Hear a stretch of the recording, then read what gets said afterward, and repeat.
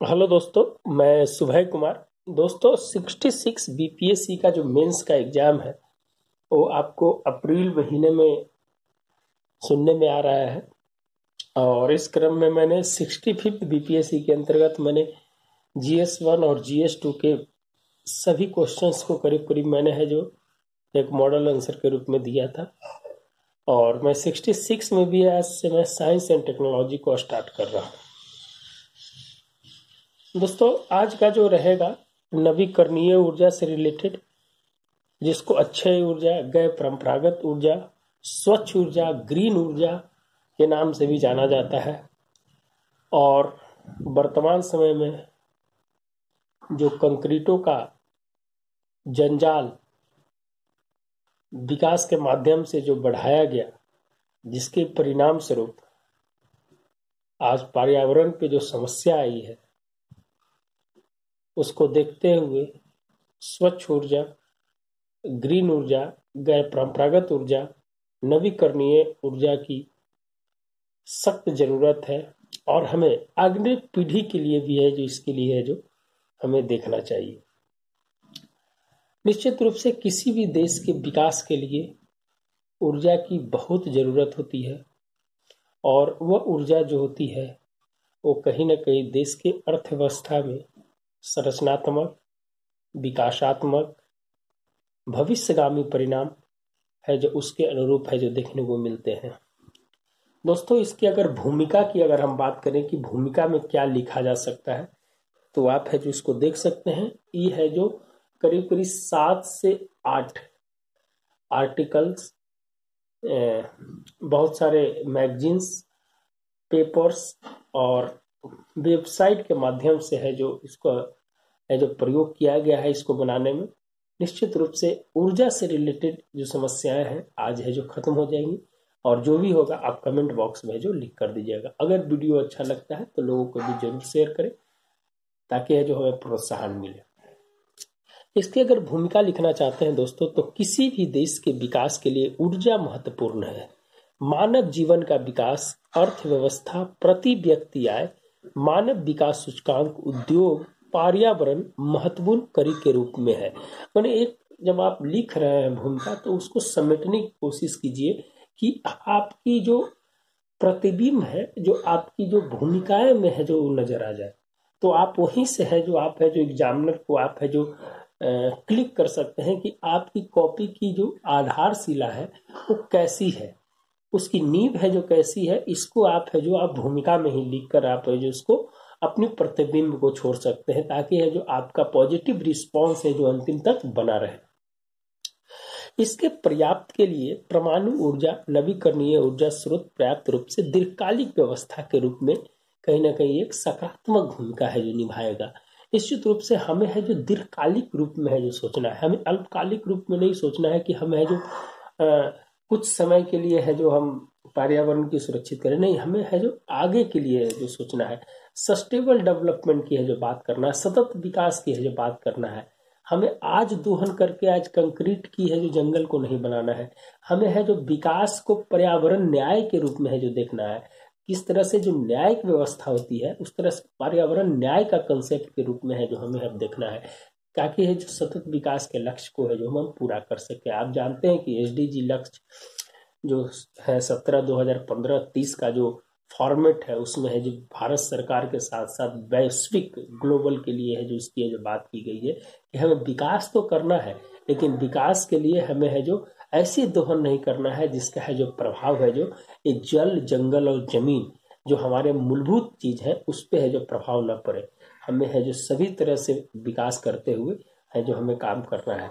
हमें आपने देखा होगा कि औद्योगिक क्रांति का जो दौर हुआ, औद्योगिक क्रांति का जो दौर हुआ, उस क्रांति के दौर में हमने है जो बहुत सारी समस्याओं को है जो हमने सहन किया, लेकिन विकासशील देशों ने वहां पर कहीं ना कहीं है जो अपनी भूमिका को निभाने में स्पष्टता रही, विकास करने में वहाँ है जो स्पष्टता दिखाई।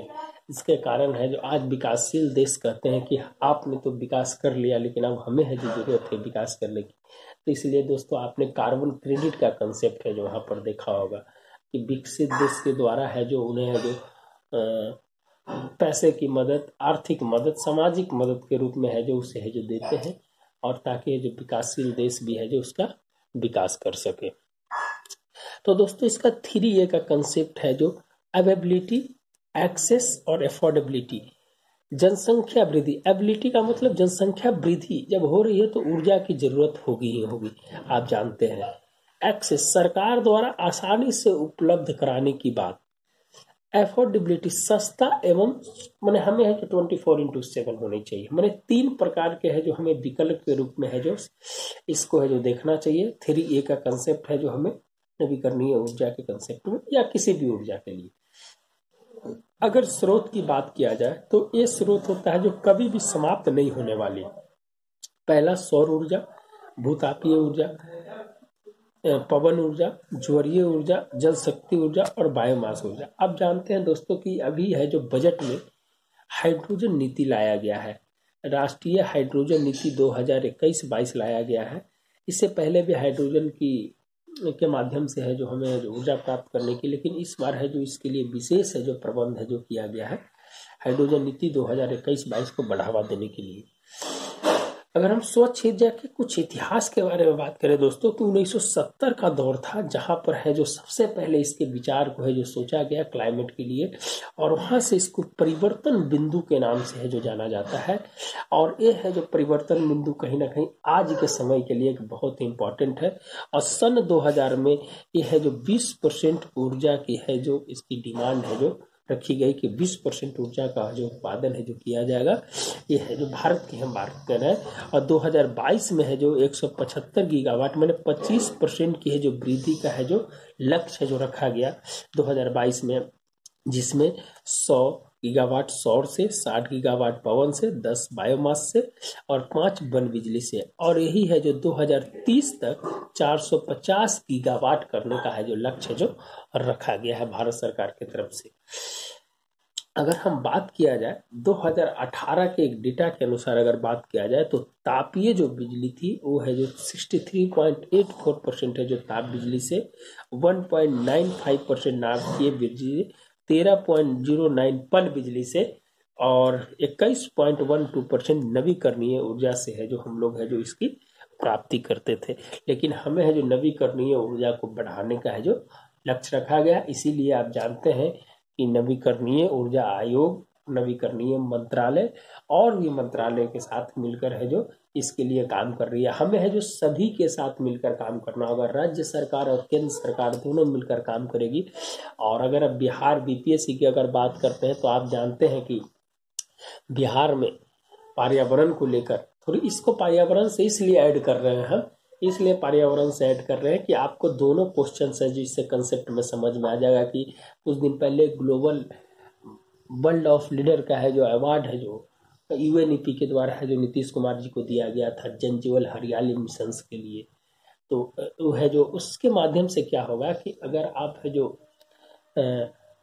पर्यावरण को बचाने में कहीं ना कहीं है जो बिहार सरकार की एक इनिशिएटिव है। और 15वें वित्त आयोग में अगर बात किया जाए तो है जो ग्रीनरी के लिए है जो विशेष प्रकार की है जो सुविधा है जो 15वें वित्त आयोग में रखा गया, करीब करीब 10% है जो उसके लिए है जो पैसा रखा गया। देश के कुछ ऐसे जिले हैं जिनके लिए पर्यावरण को बढ़ाने के लिए भी है जो उसमें है जो काम कर रहा है। तो हम थोड़ा एनर्जी के साथ हम पर्यावरण को जोड़ने का है जो प्रयास कर रहे हैं कि क्वेश्चंस पूछने का डिमांड है जो इस तरह से बन गया है बीपीएससी के अंदर में कि आपको लिखने के लिए वहाँ है जो जाना ही पड़ेगा। तो इसके लिए थोड़ा सा आप ध्यान रखिएगा।